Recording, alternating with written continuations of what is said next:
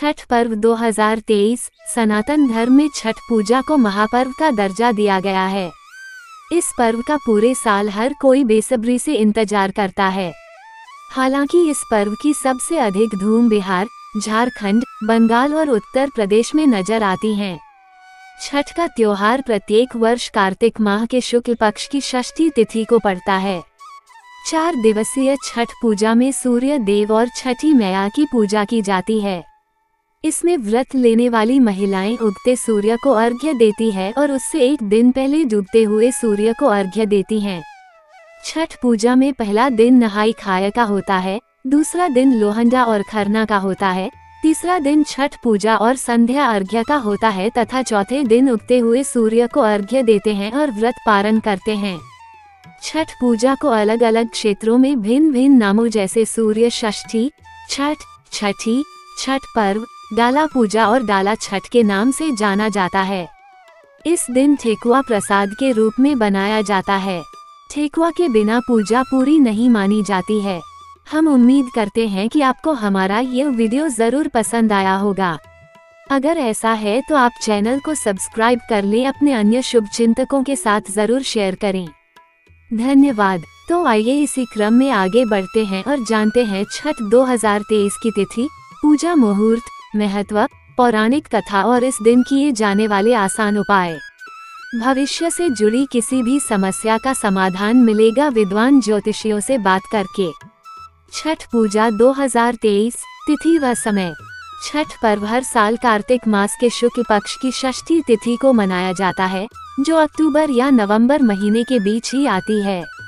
इस साल छठ का महापर्व की शुरुआत 17 नवंबर 2023 को दिन शुक्रवार से नहाई खाए से शुरू होकर 20 नवंबर 2023 दिन सोमवार को उगते हुए सूर्य को अर्घ्य देने के साथ समाप्त होगा।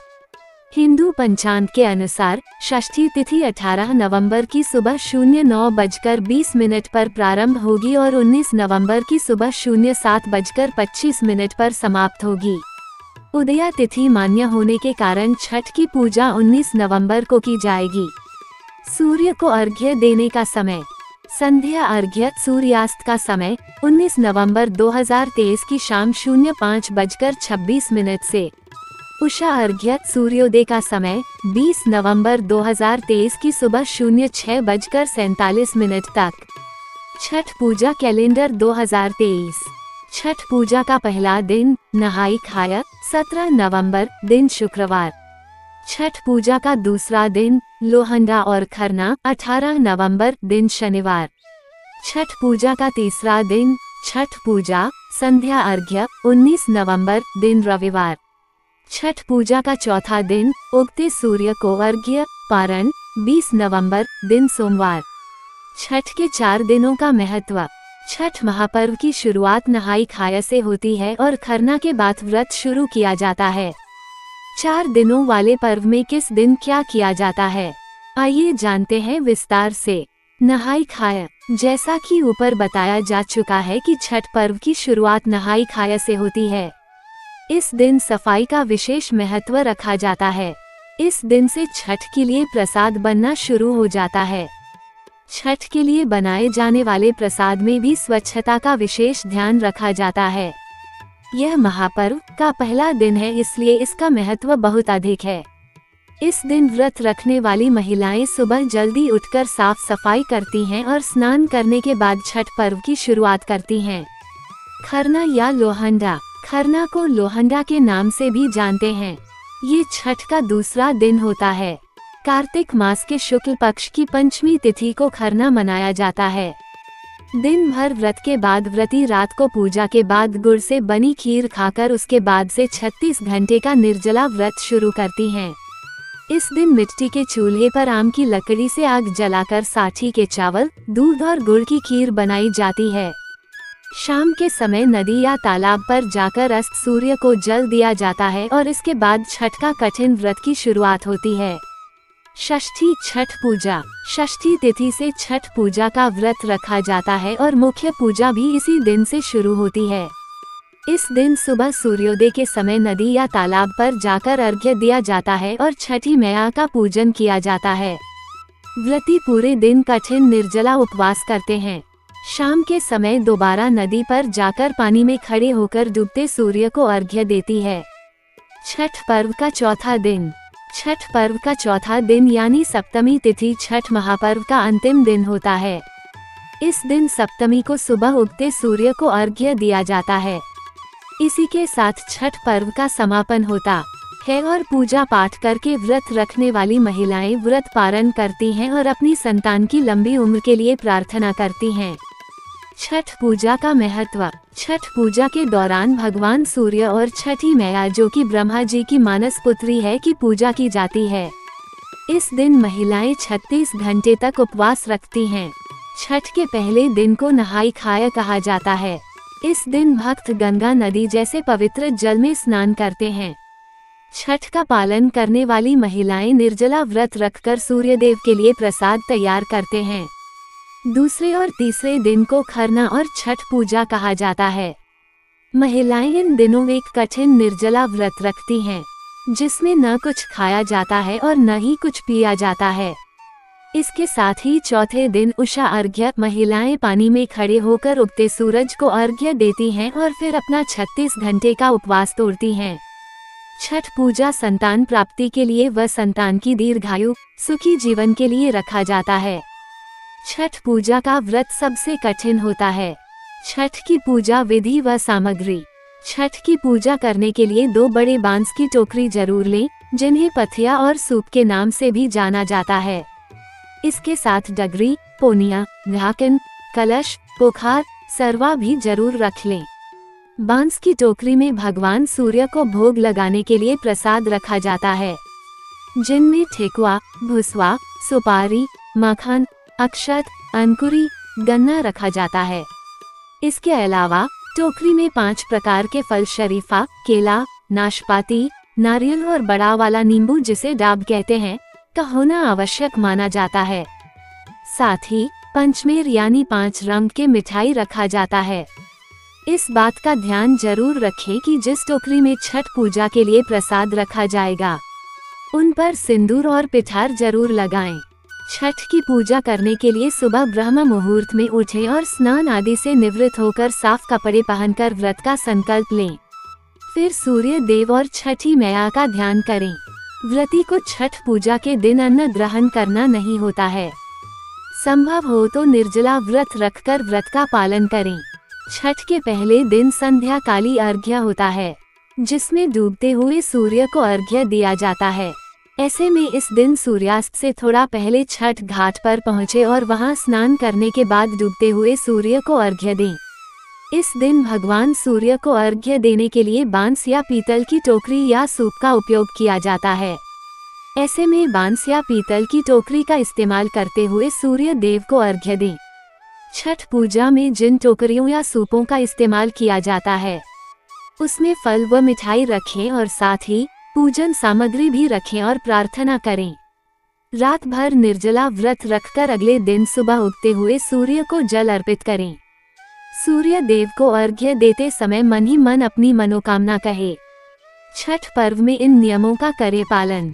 छठ पूजा के दौरान कुछ नियमों का पालन अवश्य करना चाहिए। आइए जानते हैं इन नियमों के बारे में। छठ पूजा के दौरान साफ सफाई का विशेष ध्यान देना चाहिए। इस दिन घर की अच्छी तरह से साफ सफाई की जाती है और सात्विक भोजन किया जाता है। इस दिन की शुरुआत से और व्रत पारण के अगले दिन तक घर में प्याज और लहसुन का इस्तेमाल नहीं किया जाता है।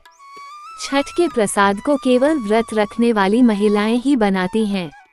प्रसाद में इस्तेमाल किए जाने वाले अनाज को अच्छी तरह से साफ किया जाना चाहिए।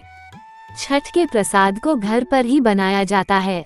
पूजा में बनने वाले प्रसाद को जूठा न करें और न ही गंदे हाथों से छुएं। छठ का प्रसाद चूल्हे पर बनाया जाता है और इसे बनाते समय पवित्रता का विशेष ध्यान रखा जाता है। प्रसाद को हमेशा साफ हाथों से ही छूना चाहिए। छठी मैया को चढ़ाई जाने वाली हर चीज अखंडित होनी चाहिए। पूजा में उन फल और फूल को भी इस्तेमाल नहीं किया जाता जिन्हें किसी पक्षी ने जूठा किया हो या खराब हो। पूजा के दौरान पहनी जाने वाली साड़ी भी नहीं होनी चाहिए। खंडित नहीं होनी चाहिए यानी उस पर सुई वगैरह से फॉल आदि न लगाई गई हो, कहीं से कटी फटी न हो, एकदम कोरी होनी चाहिए। छठ का व्रत रखने वाली महिलाओं को इस दौरान चटाई बिछाकर जमीन पर सोना चाहिए। उन्हें बिस्तर पर सोने से बचना चाहिए। छठ पूजा की पौराणिक कथा। पौराणिक कथा के अनुसार राजा प्रियंवद की बहुत दिनों तक कोई संतान नहीं हुई, जिसके बाद महर्षि कश्यप ने यज्ञ कराकर प्रियंवद की पत्नी को यत्र आहुति के लिए बने प्रसाद को खाने के लिए कहा और इसके बाद प्रियंवद की पत्नी मालिनी को पुत्र की प्राप्ति तो हुई, लेकिन वह मृत था। प्रियंवद अपने मृत पुत्र को लेकर शमशान गए और वहां पुत्र वियोग से प्राण की आहुति देने लगे। कहते हैं कि उसी वक्त ब्रह्मा जी की मानस पुत्री देवसेना छठी मैया प्रकट हुई और उन्होंने राजा से कहा कि वे षष्ठी माता हैं और उनकी पूजा करने से उन्हें पुत्र रत्न की प्राप्ति होगी।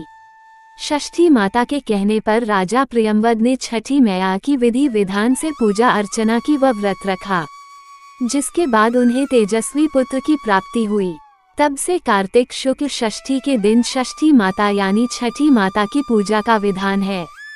इसके अलावा कहा जाता है कि भगवान श्री राम और माता सीता ने भी छठ का व्रत रखा था। कहा जाता है कि लंका पर विजय प्राप्त करने के बाद कार्तिक शुक्ल षष्ठी तिथि को माता सीता और भगवान श्री राम ने मिलकर छठ का व्रत रखा था और सूर्य देव की पूजा की थी। पौराणिक मान्यता है कि महाभारत के समय सूर्य के पुत्र कर्ण ने भी सूर्य देव की उपासना की थी। यह माना जाता है कि कर्ण भगवान सूर्य के परम भक्त थे। वे प्रतिदिन कमर तक पानी में खड़े होकर सूर्य देव की उपासना किया करते थे और उन्हें अर्घ्य देते थे। कहा जाता है कि सूर्य देव की कृपा से ही वे महान योद्धा बने और जीवन में सफलता प्राप्त की। छठ के दिन करें ये आसान उपाय। छठ पूजा के दिन कुछ आसान उपायों को करने से कई समस्याओं से छुटकारा पाया जाता है। आइए जानते हैं छठ पूजा के दिन किन उपायों को करने से भक्तों को विशेष लाभ मिलता है। मनोकामना पूर्ति के लिए छठ के महापर्व के दिन कच्चे चावल व गुड़ को बहते हुए पानी में प्रवाहित करें। ऐसा करने से आपको विशेष फल की प्राप्ति होगी और आपकी सभी मनोकामना भी पूरी होंगी। साथ ही इस दिन चावल, दूध और गुड़ से बनी खीर का सेवन जरूर करना चाहिए। ऐसा करने से सूर्य देव की कृपा प्राप्त होती है। संतान की दीर्घायु के लिए मान्यता है कि छठ पर्व के दूसरे दिन सूर्यदेव को अर्घ्य देने के बाद गुड़ और कच्चे चावल को बहते हुए जल में प्रवाहित किया जाए तो आपकी संतान को दीर्घायु की प्राप्ति होती है और उसके सभी कष्ट दूर हो जाते हैं। सूर्य दोष से छुटकारा पाने के लिए ज्योतिष शास्त्र के अनुसार छठ पूजा के दिन तांबे से बना सिक्का बहते हुए पानी में प्रवाहित करें। मान्यता है कि ऐसा करने से सूर्य से जुड़े दोष से छुटकारा पाया जा सकता है। आर्थिक संकटों से मुक्ति पाने के लिए छठ पूजा के दिन व्यक्ति को लाल कपड़े में गेहूं व गुड़ बांधकर उसका दान करना चाहिए। ऐसा करने से आर्थिक संकटों से मुक्ति मिलती है और आपको कभी भी धन धान्य की कमी नहीं होती है। सुहाग के दीर्घायु की कामना के लिए छठ पर्व के दिन सुहागिन महिलाओं को उगते हुए सूर्य को अर्घ्य देते समय लाल फूल अर्पित करना चाहिए और अपने सुहाग की लंबी उम्र की कामना करनी चाहिए। माना जाता है कि ऐसा करने से पति को दीर्घायु की प्राप्त होती है और वैवाहिक जीवन भी सुखमय होता है। हम उम्मीद करते हैं कि आपको हमारा ये वीडियो जरूर पसंद आया होगा। अगर ऐसा है तो आप चैनल को सब्सक्राइब कर लें, अपने अन्य शुभचिंतकों के साथ जरूर शेयर करें। धन्यवाद।